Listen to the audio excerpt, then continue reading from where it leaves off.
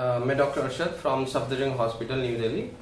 और आज हम बात करने वाले हैं कोविड-19 वैक्सीन के बारे में। कोवैक्सीन वर्सेस कोविशील्ड दोनों का थोड़ा सा कंपैरिजन करेंगे, दोनों का थोड़ा डाटा देखेंगे, तो उससे आप डिसाइड कर सकते हैं कि कौन सी वैक्सीन ज्यादा बेटर है और कौन सी आपको लगवानी चाहिए।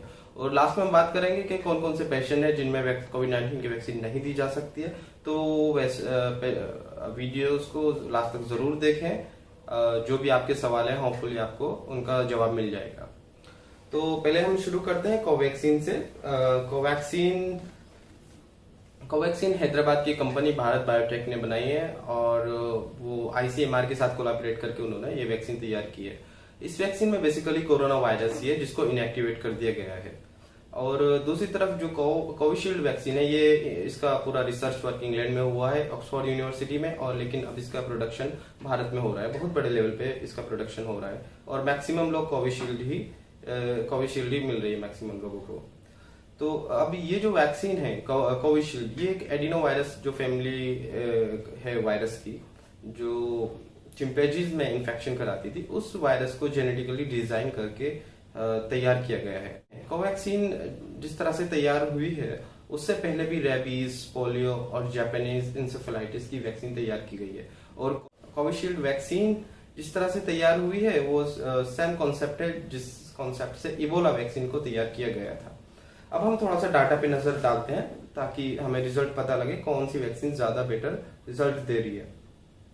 तो ऑलमोस्ट 93 लाख लोगों को फर्स्ट डोज लग चुकी है कोवैक्सीन की। पहले हम कोवैक्सीन का डाटा देखेंगे। 93 लाख लोगों में पहली डोज लगी है कोवैक्सीन की, जिसमें से ऑलमोस्ट 4,200 लोगों में इन्फेक्शन हुआ है कोवैक्सीन की पहली डोज लगने के बाद भी।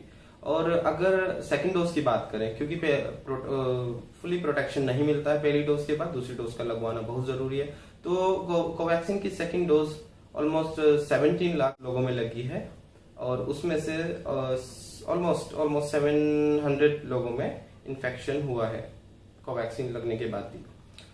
और अगर हम इधर बात करें कोविशील्ड की, तो कोविशील्ड ज्यादातर लोगों में कोविशील्ड ही लगी है। ऑलमोस्ट 10 करोड़ लोगों में कोविशील्ड दे दी गई है इंडिया में फर्स्ट डोज कोविशील्ड की, और जिसमें से अराउंड 17,000 लोगों में इन्फेक्शन हुआ है फर्स्ट डोज लगने के बाद भी। और सेकंड डोज की बात करें तो 1.5 करोड़ लोगों में सेकंड डोज लगी है कोविशील्ड की सॉरी।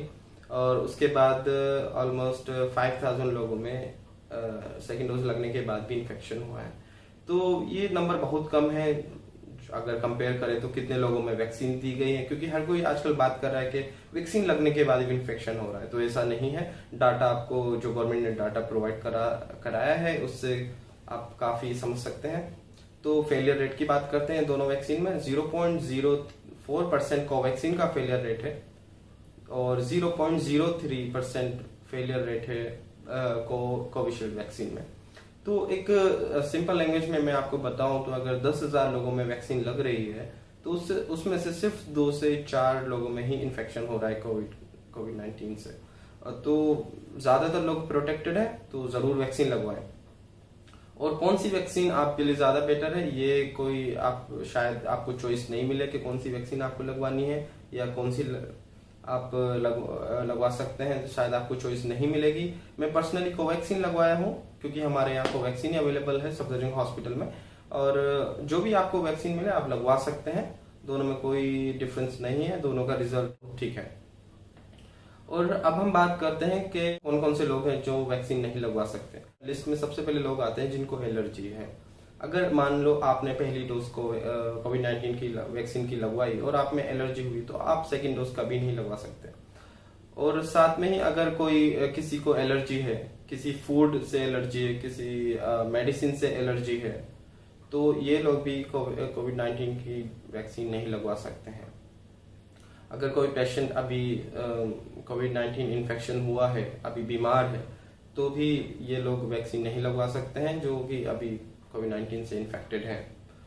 हाँ, ये लोग कोविड-19 के पेशेंट्स ठीक होने के बाद वैक्सीन लगवा सकते हैं। ऑलमोस्ट 6 से 8 हफ्ते बाद वो वैक्सीन लगवा सकते हैं। और अगर हम कुछ ऐसे फीमेल की बात करें जो कि प्रेग्नेंट है और बच्चे को दूध पिला रही हैं, तो इन दोनों केस में अभी वैक्सीन नहीं दी जा रही है, क्योंकि अभी इन दोनों केसेस में ट्रायल नहीं हुआ है कि वैक्सीन सेफ है या नहीं, या बच्चे पर क्या असर पड़ने वाला है वैक्सीन का। तो अभी फ्यूचर में शायद और ट्रायल होंगे और हो सकता है इन केसेस में वैक्सीन देनी शुरू कर दें या नहीं, अभी कुछ कह नहीं सकते हैं। और बाकी एक और कंडीशन है जहां ब्लीडिंग डिसऑर्डर है, किसी को ऐसी कोई बीमारी है जहां से ब्लीडिंग होने का चांस रहता है, तो इन पेशेंट में भी वैक्सीन बहुत कॉशन के साथ दी जा रही है। और बाकी ऐसा कोई और कंडीशन या कॉन्ट्राइंडिकेशन नहीं है जिसमें वैक्सीन नहीं दी जाती हो। कुछ पेशेंट्स में जैसे हार्ट डिजीज, डायबिटिक, हाइपरटेंशन, इन पेशेंट में सेफली वैक्सीन दे सकते हैं। कैंसर के पेशेंट भी वैक्सीन ले सकते हैं। और अगर हाँ कोई पेशेंट्स है जो अभी बीमार है और हॉस्पिटलाइज्ड है, उसको सिम्टम्स है किसी और बीमारी के सिम्टम्स भी, तो ऐसी कंडीशन में बेटर होगा कि वैक्सीन ना लें। होपफुली आपके सारे सवालों के जवाब मिल गए होंगे। अगर फिर भी आपका कोई सवाल है और मैं जवाब नहीं दे पाया हूँ वीडियो में, आपको कुछ समझ में नहीं आया है, तो आप मेरे चैनल को सब्सक्राइब करिए, कमेंट में लिखिए आई सब्सक्राइब, और उसके बाद जो भी आपका सवाल है आप कमेंट में पूछ सकते हैं, मैं ज़रूर उसका आंसर करूँगा। Thank you so much for the watching. Bye.